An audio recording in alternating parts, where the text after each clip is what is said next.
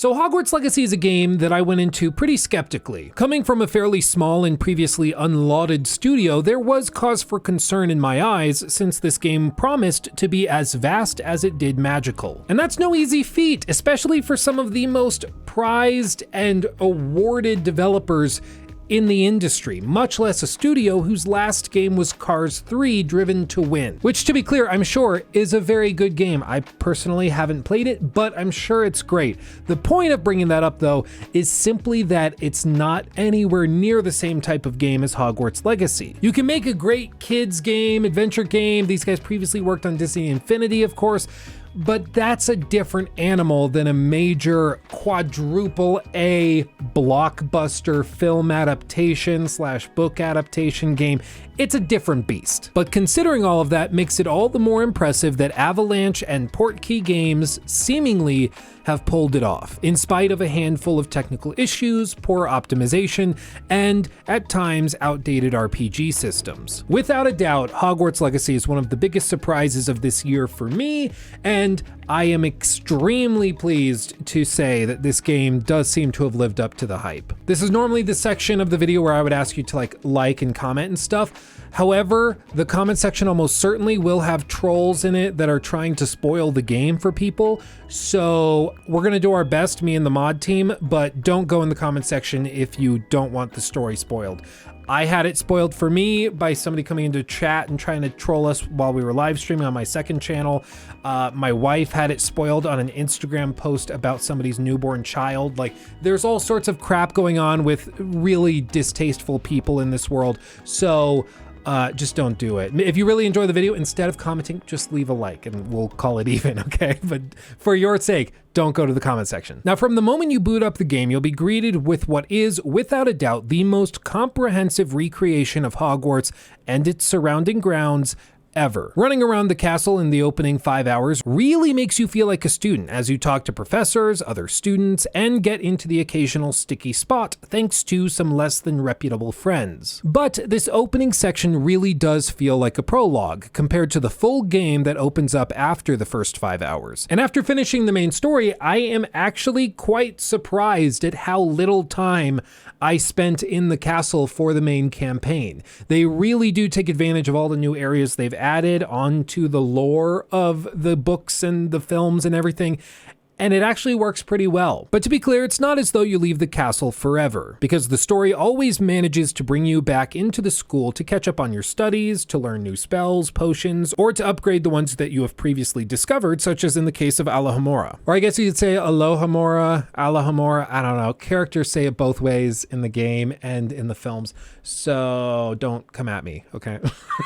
But while the recreation of the school is tremendously well done, it's not all perfect. There are many times when it feels as though you're playing a PS4 game that has been ported poorly forward to the current generation of consoles. Playing on the PlayStation 5 and on a very high-end PC with a 4090, load times were aggressive, and I quickly lost count of how many times I would reach a door only to be greeted by a spinning load indicator that signaled the game's attempt to catch up on my quick movements through the hallways. Furthermore, pop-in is ubiquitous. Lip sync is often so poor that you will wonder whether or not dialogue is behind by a few seconds because the movements in no way match the dialogue, and on console, at times, the dynamic resolution scaling can be so aggressive in performance mode that an open grassy field will look like a green lake as it's overrun by the blurriness that comes with low resolution distance rendering. But to be completely fair, it does appear that the version of the game that went out to early access players and to reviewers did not have the day one patch included, nor did it have updated drivers from NVIDIA and AMD. So without a doubt, performance will improve on the official launch day of February 10th. How much? We don't know, at least as of the time I'm recording this video, because it hasn't happened yet. So maybe they've fixed a lot of these things, but as of right now, we just simply don't know. But as of right now, these problems are extremely commonplace, and we shall see how quickly they can remedy this with patches, performance enhancements, driver upgrades, and the like. But when you are not running through the castle hallways, brewing potions in the room of requirement, tending to your tamed beasts, or speaking with other characters, you are probably engaged in combat and/or exploration, both of which are surprisingly robust. The wand-based magic system is actually surprisingly dynamic and versatile, allowing you and encouraging you to quickly swap between different spell makeups and try out things that you might not have tried out otherwise. Enemies will also often have color-coded shields that they can put up to be countered by one of the spells that you have of the corresponding color and type. And because you can only have 4 spells routed to your quick casting wheel at a time, this often means that you'll be hot swapping spells out during combat or just before combat in order to counter the shields that you will see. In turn, this means that you will be experimenting a lot with different spell types for juggling, throwing, burning, slashing enemies of all types. Of course, as the game progresses, you will also unlock the ability to quick map multiple quick cast menus so that you can create a loadout of different spells and quickly swap between them by holding down the right trigger and selecting one of your loadouts on the D-pad. It certainly takes a little bit of time getting used to, but as the game goes on, you will find that you are performing some pretty impressive tricks that you previously thought impossible. And this is perhaps why it's all the more frustrating that enemy variety is so incredibly poor. You'll effectively be fighting just a few basic archetypes of enemies throughout the game. You'll be fighting goblins, who are heavy magic users and also extremely aggressive, usually focusing on short-range attacks, dark wizards and witches, who are more tactical, often preferring long-ranged attacks rather than rushing you, and brutes in the form of trolls, guardians, and other large enemies. And while this may initially seem like a decent variety, the main issue is that they don't actually fight that dissimilarly. Furthermore, the AI is remarkably brain dead. Like, bad. So much so that the stealth sections that they include in this game are laughably terrible, with enemies regularly missing you when you cross right in front of them, making the invisibility potion or any of the other means of invisibility or obfuscation completely useless, because you can just rely on the sheer stupidity of the AI. Thankfully, stealth isn't super common in the game. They definitely prefer you to fight problems head on, but it is important to note that the stealth and the AI right now is definitely a low point within the game. Furthermore, within direct confrontation combat sequences, the AI's brain deadedness will regularly leave you baffled at how they possibly thought their movements were a good idea. While the dark witches and wizards could have been a cool inclusion, perhaps with archetypes that resemble snipers, some that rush you with close range weapons or spell casts, and then other standard types geared for more regular combat, mid-ranged, hiding behind cover and walls to avoid your attacks, none of these ever live up to their potential in this way, and instead they all blend together into one broad archetype, which is humanoid, witch, or wizard, and that's it. And in fact, even amongst the goblins and the humanoid witches and wizards, there isn't that much variety. While you can certainly see that the goblins tend to rush you and get in closer, it's not as stark a contrast as I think that they were hoping for, and instead it just feels like sometimes the goblins are closer to you than the humanoid enemies regularly get, but it's not that varied. In fact, I'm sure that in the comment section of this video, which again you probably shouldn't go to if you want to avoid spoilers, there's probably people that are going to be arguing that there aren't any actual differences in AI between the enemy archetypes, because they can't tell a difference because it doesn't feel like there is one, even though one was intended. But all of that being said, the combat system still never got old for me, which I think makes the system all the more impressive when you consider the enemy variety is so incredibly lacking. If this game had a middling combat system, it certainly would have gotten old very quickly, fighting the same types of enemies over and over and over again. So I can't help but wonder just how great this combat system could really be if given the chance to shine against some more complex and intelligent enemies that challenge the player not just in numbers, but in approach and tactics. Who knows, maybe this is something we'll see in a DLC expansion or maybe a sequel down the road. As for exploration, it's pretty impressive what they've managed to pull off. The map is expansive, the recreation of notable and familiar landmarks from the franchise is also impressive and accurate, and the areas around the world that they have invented for the game are similarly interesting. While they never feel quite as magical as Hogwarts or Hogsmeade, these new areas that they created do feel like they belong in this world, even if they lack that certain spark of magic. There's a ton to discover here, and even more to do, some of which the developers have managed to keep secret as well through the marketing campaign, which will come off as quite a surprise for people who have been very excited for this game. The only major issue with this game, though, beyond the technical issues that I can certainly point out with 100% confidence, is the god-awful leveling and gear system. It's bad. It's not good. Most of your character's powers and abilities will come from this gear, which was done for a very particular reason, considering that they want to encourage you to explore as much as possible. Put simply, if your character's strength is tied to the gear that you discover while out in the world exploring, and assuming of course that the player wants to grow in power, the player will be forced to go out and explore in order to get better gear to take on more difficult enemies, which will then lead them to better gear to take on even tougher enemies, and the cycle repeats until you reach the end of the game. It's a simple concept that's been implemented very well in countless gear-based RPGs like The Witcher 3. However, it falls extremely flat here for a variety of reasons, not the least of which is that all of the gear you discover, with very few exceptions, are horrifically ugly, effectively mandating that players use the transmogrification system to change the visual appearance of everything you pick up. And while this system is a great inclusion, certainly, and I'm very glad to see it so that I don't look totally ridiculous while I explore the world, it does remove a major element of satisfaction when you discover new items. In other high-quality adventure RPGs, when you discover a new piece of gear, you're excited to see what it looks like and how it performs. But in Hogwarts Legacy, almost all of the gear you will find will clash with everything else you had equipped, leading to a character that looks ridiculous. Furthermore, unless you're playing on the absolute hardest difficulty, the gear doesn't have a notable or tangible effect to the player. It might increase your overall health by a few points. It might increase your defense stats so that you don't take as much damage, or at least the damage doesn't affect you as much, but it's never clearly tangible. It always feels like you changed something, but in terms of gameplay and combat, I never noticed, ooh, that's different, that's new, I'm glad I'm wearing this set of glasses. I never felt like that because the differences between equipment is so minor.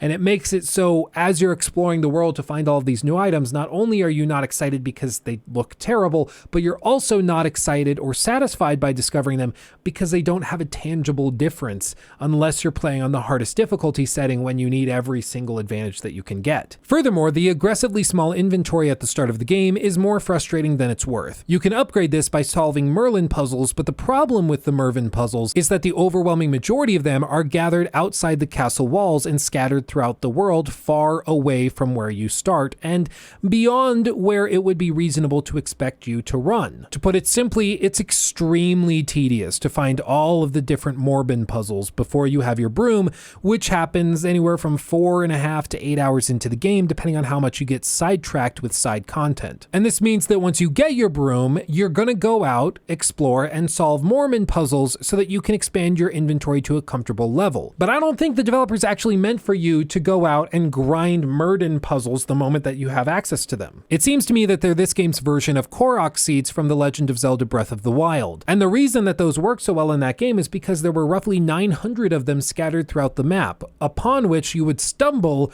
while exploring.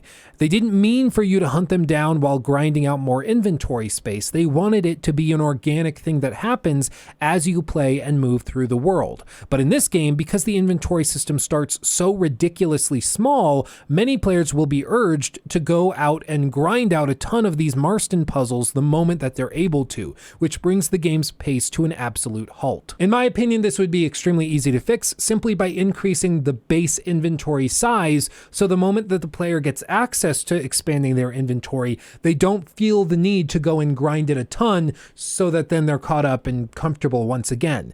You start it comfortably, and then as the player plays more and fills it up reasonably, you can then encourage them to go out and explore and expand it that way. It's a simple balancing issue, and I think if they increase the inventory a little bit at the start of the game, people wouldn't be pushed into doing that. But admittedly, this is a very, very small issue and one that I am particularly passionate about because I hate needless tedium in games. Just like I'm sure a lot of you guys hated how I kept mispronouncing Merlin's name on purpose because I find it really, really funny, and my live chat over on my second channel didn't believe that I would actually do that in my review. So yeah, suck it guys. I told you I would do it, and here we are. By the way, if you want to hang out with me live on stream, I'm streaming right now when this review goes up. So if you want to hang out with me after this video goes up, just look up in the search bar, Luke Stevens Live, or you can just click on the link in the pinned comment or the Linktree description. I mean, you're smart, you'll figure it out. But yeah, come hang out, it'll be awesome. In terms of the story, there really isn't much to say. The narrative is serviceable, but hardly anything to write home about. The side quests are more notable, certainly, and I have no doubt that in the months and years to come, I'll remember a lot more about them than I will the main story. The important thing is that the story allows you and encourages you to go out, explore, and do the things that make this game fun.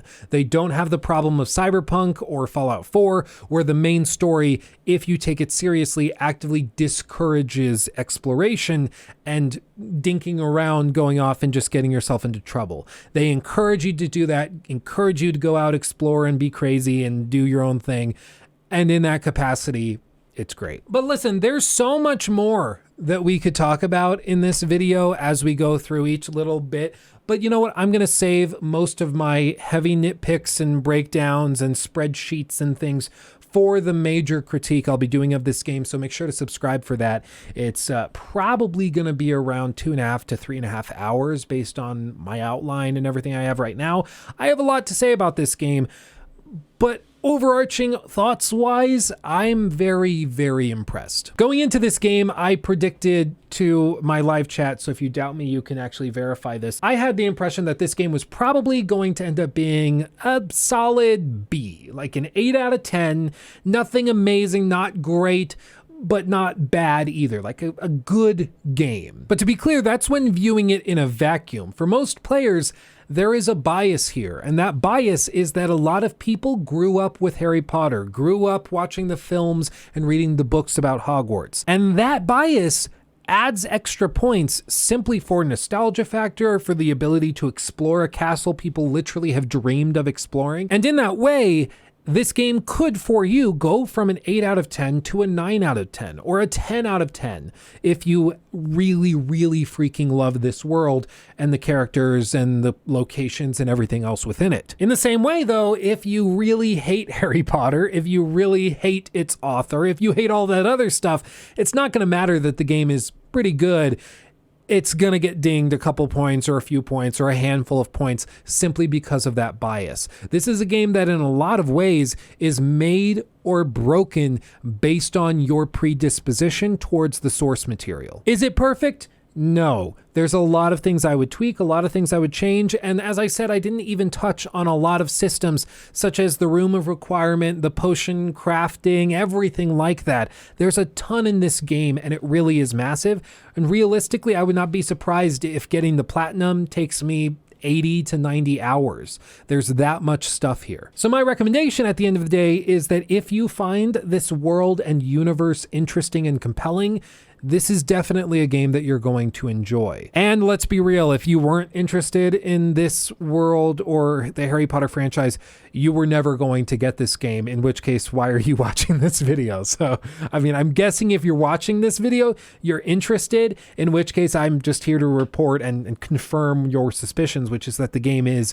quite good. I am confident that a lot of the technical issues will be sorted out in the day one patch and in the driver updates and everything else that they will have coming.